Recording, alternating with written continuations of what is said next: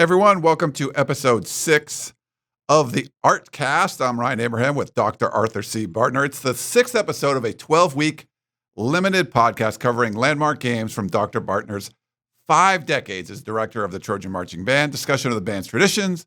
You can find the video and also the podcast on the YouTube page for the band, the Facebook page, and anywhere you can get podcasts. We welcome in Dr. Bartner again, talk about all these great traditions, and now we're starting to get into my era, Dr. Bartner, when I became at USC. But welcome in. How you doing? I'm good, thank you. You'll be familiar with all the landmark events, so you'll know more than I know on this podcast. I don't know about that. You seem to know a lot of stuff. Everyone I've talked to about doing this, like, I can't believe he remembers all the way, 40 years ago. It's hard for me to remember what I had for breakfast, but it's great. I mean, some great traditions, some great eras of USC football, and we're going to talk this week about the Larry Smith era. So get into a lot of detail with Rodney Peete. He had some great battles with Troy Aikman, 3 straight Rose Bowls for Larry Smith. He was the first coach to ever do that. We'll talk about his tenure from 87 to 92, and we'll have 3 different games we're going to talk about as well from that era. My first Rose Bowl, the 1990 Rose Bowl, the 1990 USC-UCLA game, which is a crazy shootout. So we got some good games to talk about, but also the consecutive game streak for the Trojan Marching Band. That's going to be the tradition today. So, and Larry Smith, some people, maybe good, bad memories, whatever, of the Larry Smith era. Larry Smith was part of that to help you. He wanted you guys to be part of the process. So it's been great that you guys have been able to go to each and every game year after year after year. Yes, it's been a wonderful traditions, and it's going to be broken this year, obviously, where we cannot travel because of the pandemic. But Larry Smith came over from Arizona, and in 1987, and his first road trip, and Rodney Peete was the quarterback. He went to Michigan State, and we were rated, I think, 19th in the country, and we had a good team. And they went up to Michigan State, and they just got blown out. I think they lost by over 2 touchdowns. And Larry came back, and he said to me, he says, "You know what? I'm not traveling ever again without the Trojan Marching Band." So he was the catalyst who started this unbelievable streak of 415 consecutive games.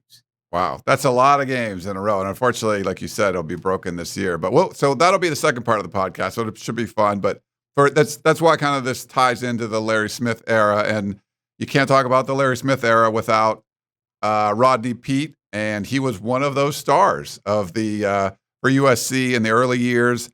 He started under Ted Tollner in '88. He was the runner-up for the Heisman Trophy.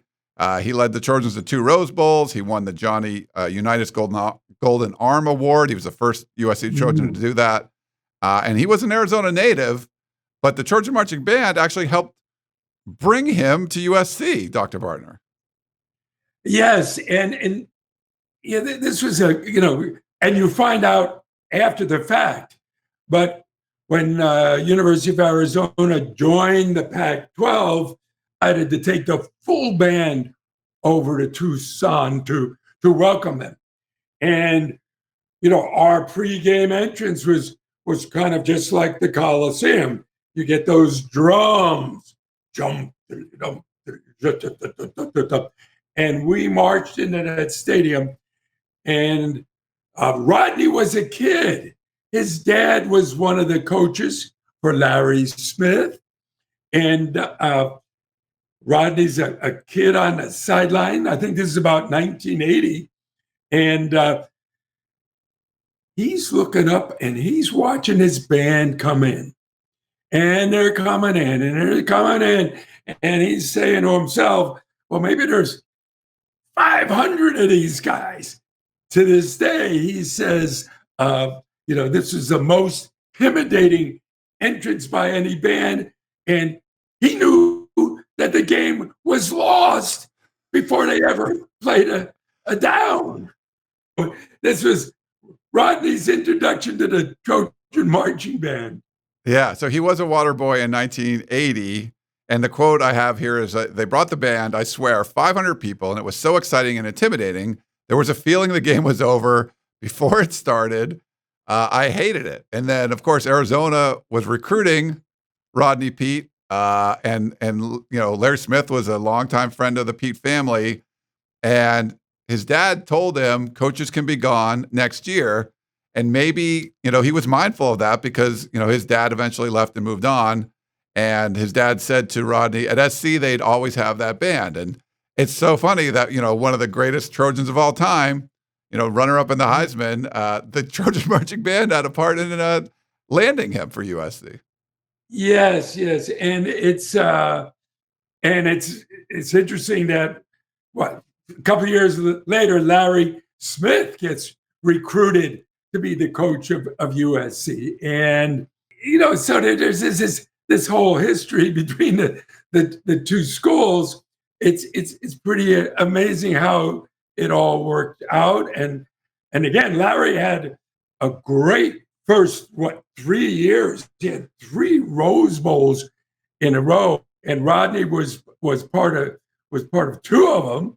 And Rodney became a good friend of the band. I would say, out of all the players that Rodney had, consistently from the late 80s all the way up to the current day, has been a good friend of the Trojan marching band. Yeah.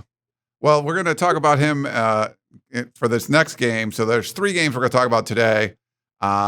This is the Measles Game. So if you remember that, and I think we were talking off air a little beforehand, you were mentioning this a little. USC-UCLA, November 19th, 1988. So one of Rodney Peete's most iconic games. He developed the measles symptoms on the way back from ASU the previous Saturday. He was in the hospital in Pasadena. Then the media gets a hold of where he is. They have to change hospitals. But he felt well enough to play on Saturday, even though he lost 12 pounds.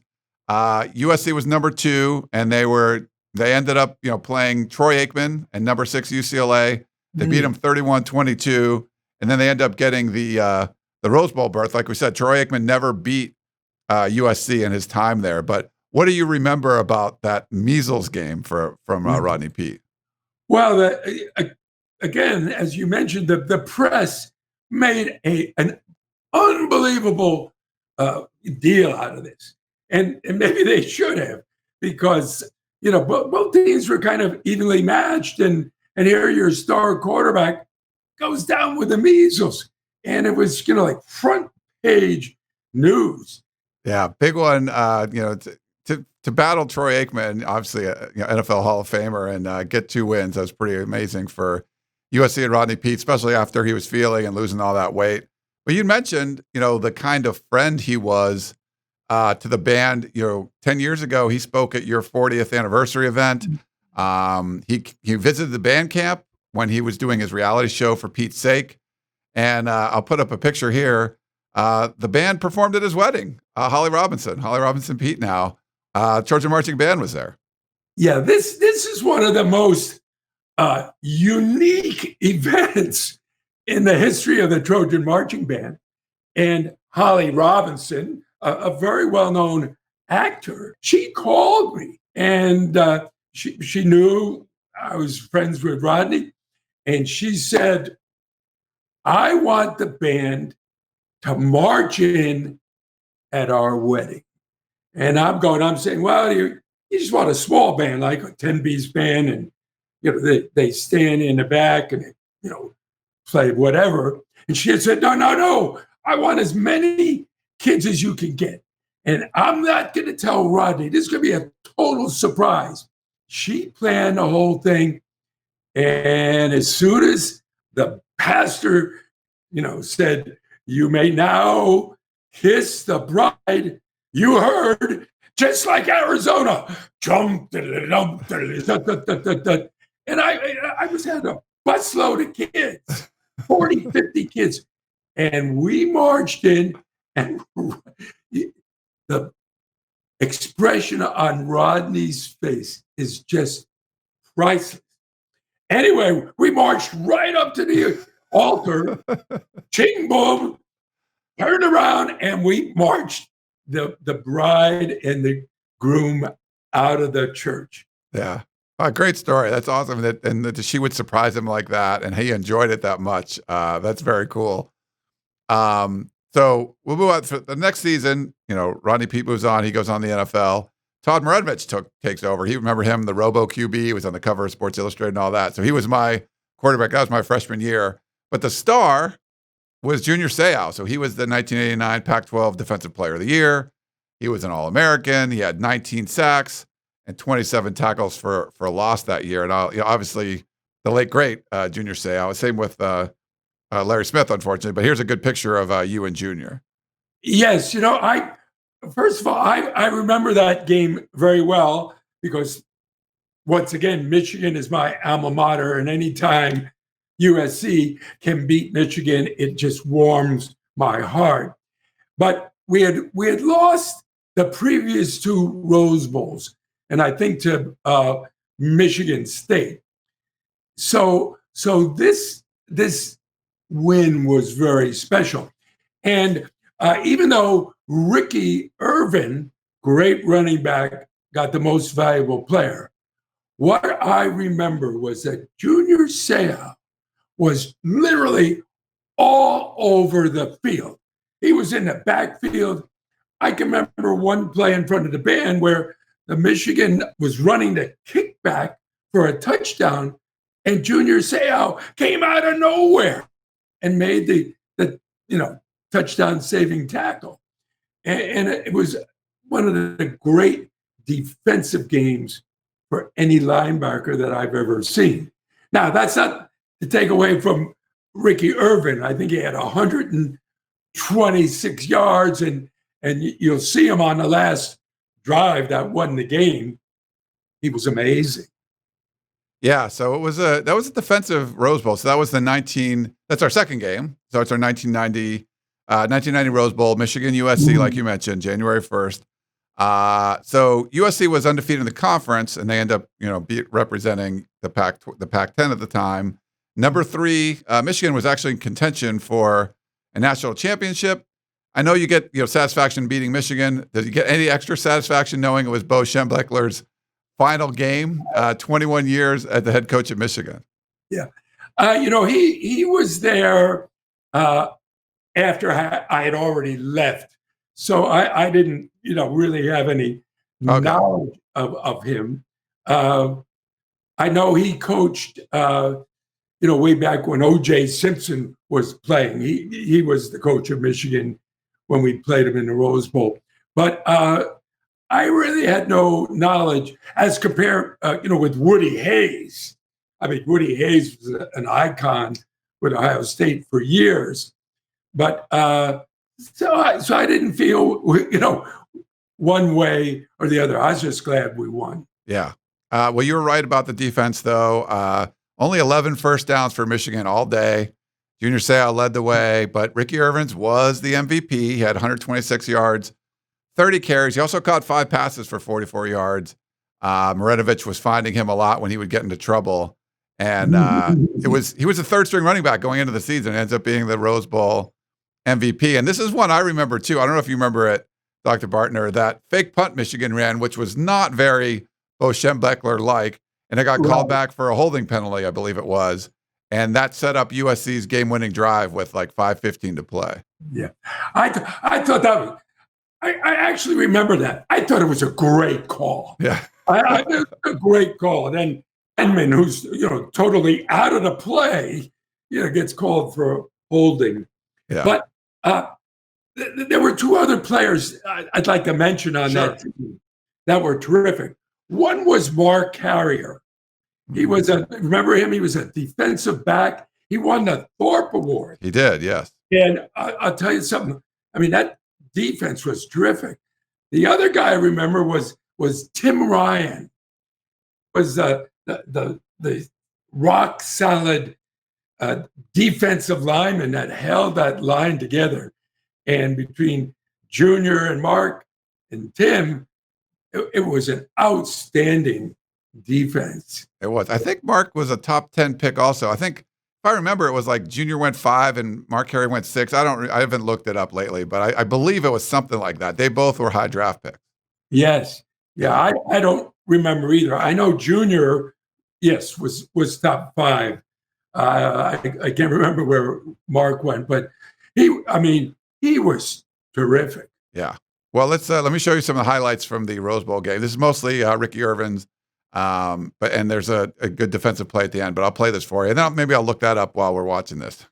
Okay. Here we go. So Southern California has it now at the 25. Irvin's with the ball. Now on first down from the 38 to the shotgun. Abrams after him, hits him just as he throws it. And it is caught by Irvins, and it is caught for a first down. Irvins. The ball at the Michigan 18. Leroy Irvins to the 15. Marinovich to Irvins again, bouncing outside. Ricky Irvins, touchdown, Southern California.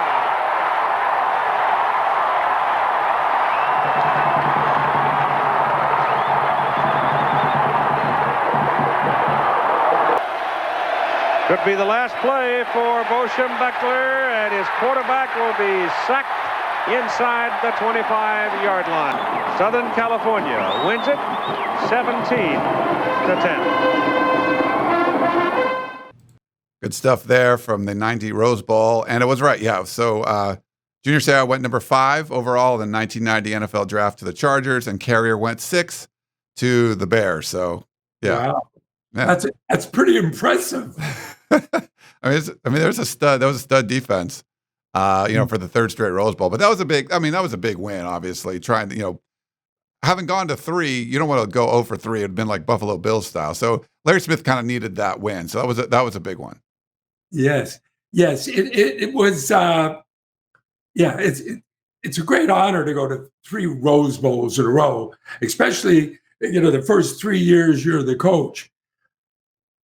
But you gotta win. You gotta win. So I thought it was just really important, for not only the team, but the Trojan fan base that we won that game against a very good Michigan team. Yeah, I remember. So I didn't go to that Rose Bowl game. I remember being a freshman going, "Oh yeah, we go to Rose Bowls all the time." I didn't go.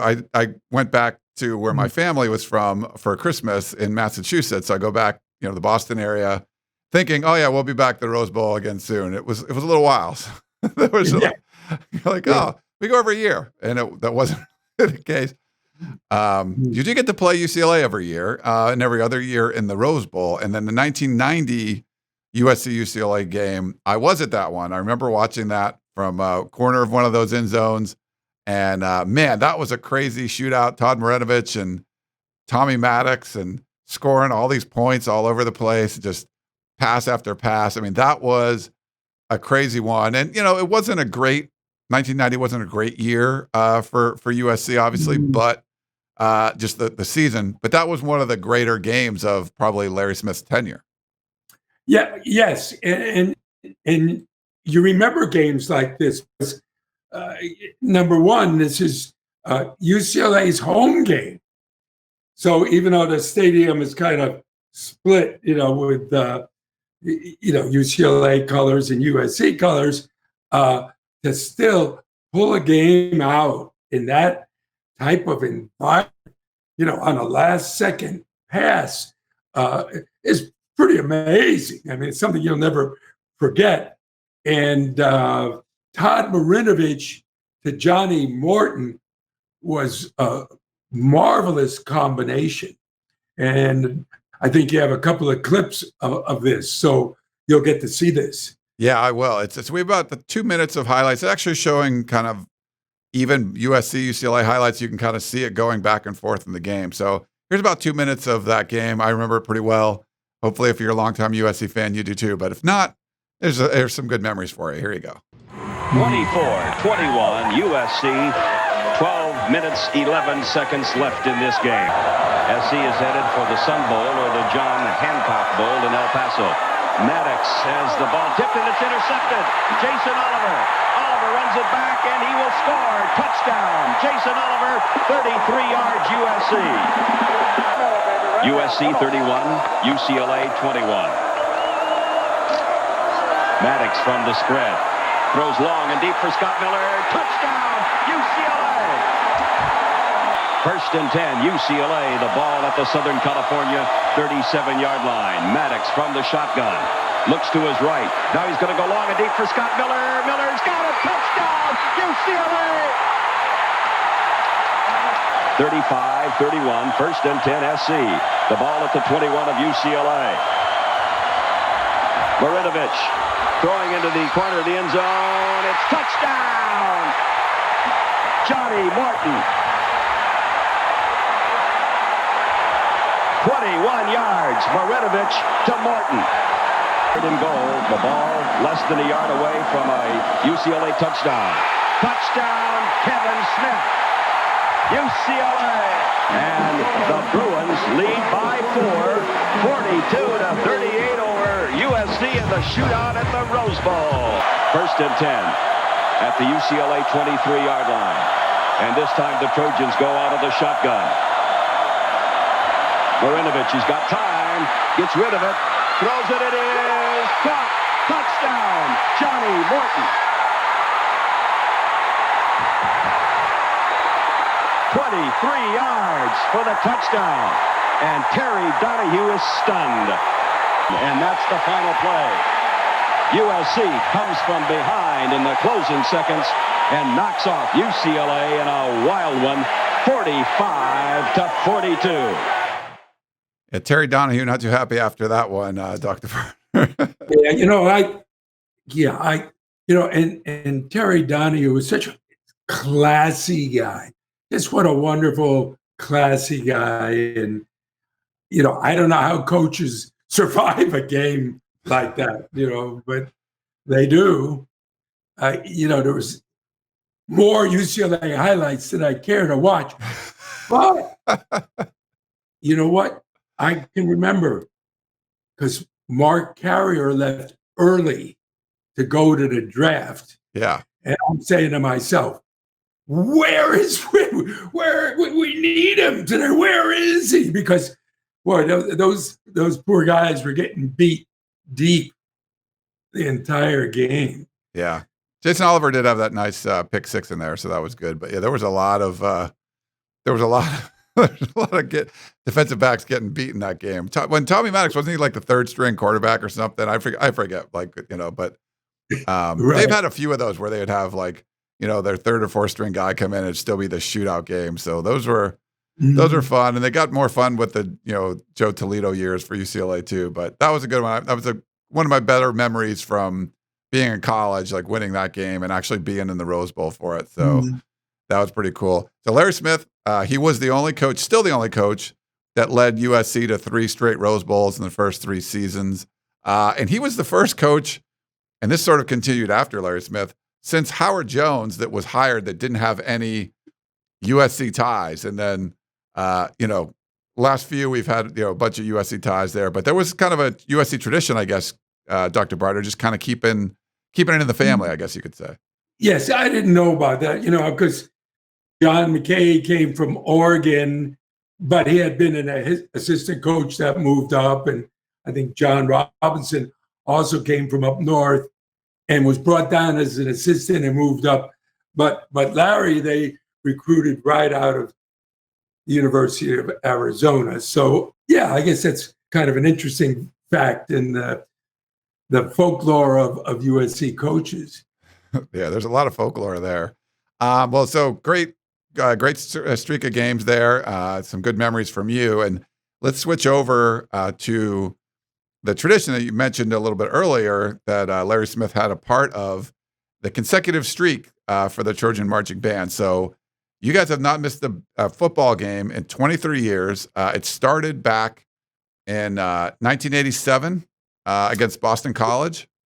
And so, I'm sorry, not 23 years, 33 years. I don't want shortchange you a decade. 415 games, 23 states, 40 stadiums, 369,750 miles traveled, 26.9 million fans performed for. You stretched all the way from Honolulu to Boston. I'll put up a graphic of that. So, I mean, that's a pretty amazing streak for 33 years, Dr. Bartner. Yes, it really is. And I have to thank the Trojan fan base, because it's through their donations that we were able to take these trips. There's no budget for this. So this is all money that we've raised. And it's a wonderful experience for our students. And it's great to have that band at these away games, because, again, you can hear these fight songs and you get a little bit of that home field advantage on the road. And the other thing that's become a tradition is that the Friday before the game, we put on a rally for all the Trojans traveling to this game. Yeah, so the rally's a big part of it too. When the streak started, you mentioned, Larry Smith coming to you and saying, we want the band to be there. That was the Michigan State loss. Was there something was that something like, yes, we want to do this? Or was that something you were planning already? Or how did that kind of come to be? Well, up to that point, we had really gone to Notre Dame, which started in 1973. We had gone to the Bay Area, which was in place long before I ever became band director. And then, of course, UCLA. And for many years, remember, we shared the Coliseum together. So that really wasn't a trip until they moved to the Rose Bowl. So this was something that was really brand new to the band. But it was basically Larry Smith kind of making that suggestion. That was the catalyst to making this happen? Yes. Larry made the suggestion, and then, I took it to the athletic department. I'm not sure, was it Mike McGee might have been the athletic director at that time? Yeah. And, Mike being, an old football player at Duke, he was, I think an All-American tackle. He looked at me and said, yeah, whatever it takes, we'll help you raise the money. And he most certainly did.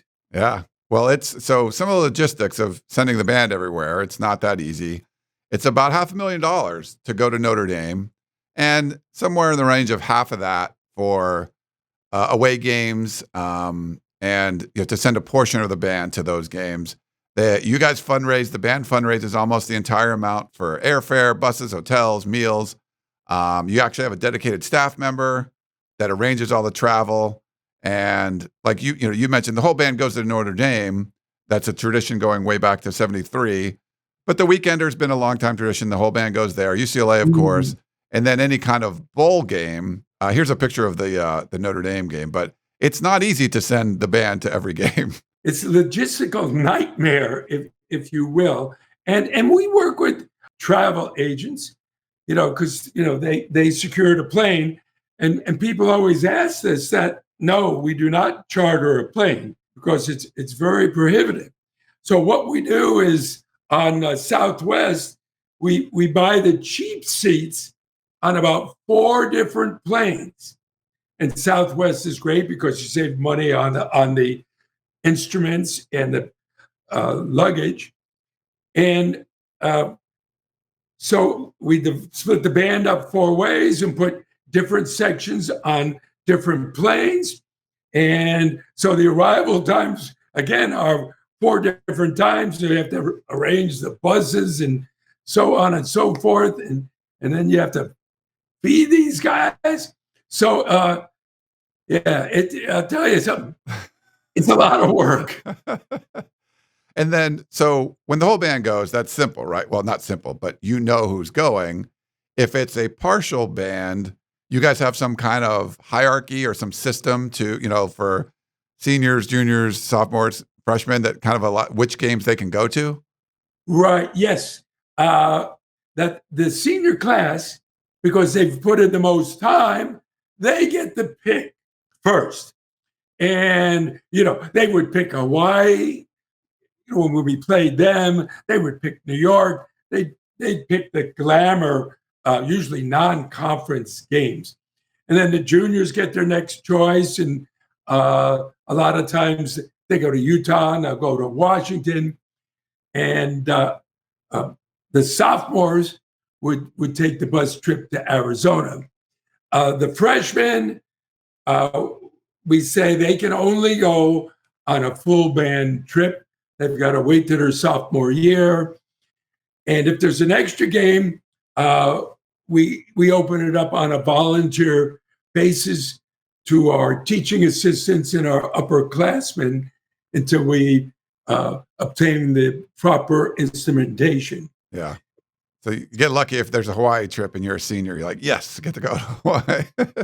Right. Yeah, this sometimes happens, but there's no tuba in this class. Well, you can't go on a trip without a tuba or a bass drummer. So then I look at my teaching assistants and my assistant directors, and then I say, well, any of you guys can play tuba? Okay. The bottom line is you got to sound good. Yeah. You can't go on the road and not sound good. So you already mentioned the rallies. That's a big part of it. If you've ever been anyone that's gone to the Weekender, some of the rallies you guys have in the Bay Area are great, but random road trips are cool too. This is a picture of the one at the Texas State Capitol in Austin. Apparently kind of upset some of the Longhorn fans down there. But if you want to talk about some of the rallies, they're really a cool tradition for the band. Yeah. Well, yeah, I'll give you a couple of this. The Texas one, we had just a huge crowd. I mean, you can't see them because they're behind where I'm speaking here. And the thing I remember the most was this was really a rowdy crowd. Or maybe it's my fault because I got them all wound up. But we did a live TV shoot because the commentator, and this was for Fox in Texas, the commentator was an ex-USC song girl. So she arranged this thing in the middle of this rally. She comes up and she's interviewing me in front of 5,000 people. And the crowd was so loud, I couldn't hear her questions. I couldn't hear my answers. So, something I'd like to take back, I tried to quiet the crowd so I could do this interview. It never worked. It never worked. But it was just wonderful. My still favorite, who was born and raised on the East Coast in New Jersey, a suburbia, a town that's a suburban area of New York. My dream was just, I want to play Broadway. I want to take my trumpet and play in the pit group. I want to be involved. And then here I am in Times Square in front of all these, billboards. You can see the Jersey Boys over in the corner left, and you can see the Coca-Cola sign, and that's where they drop the ball for New Year's. You can see the crowd. I mean, they literally filled Times Square. I mean, it was absolutely huge. And I said to myself, well, this was 2012, after 40 years, I finally made it to Broadway. I was just so thrilled with this. So anyway, that's one of the great rallies. Yeah, that was a good one. So 2012, USC played Syracuse out there. And I think that's what makes those rallies special, because there are so many USC Trojan fans that travel to these bigger away games. Like, they have so much fun going to the Bay Area, but I remember the Austin trip. We had a little event for like USCFootball.com.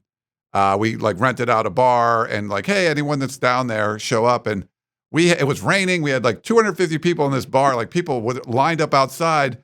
There was just so many Trojan fans that they wanted something to do. And we're like, how are I thought we'd have like 20 people show up, and it was like packed. So many people were down there because they all love those trips. Right. I am a believer in the Trojan family.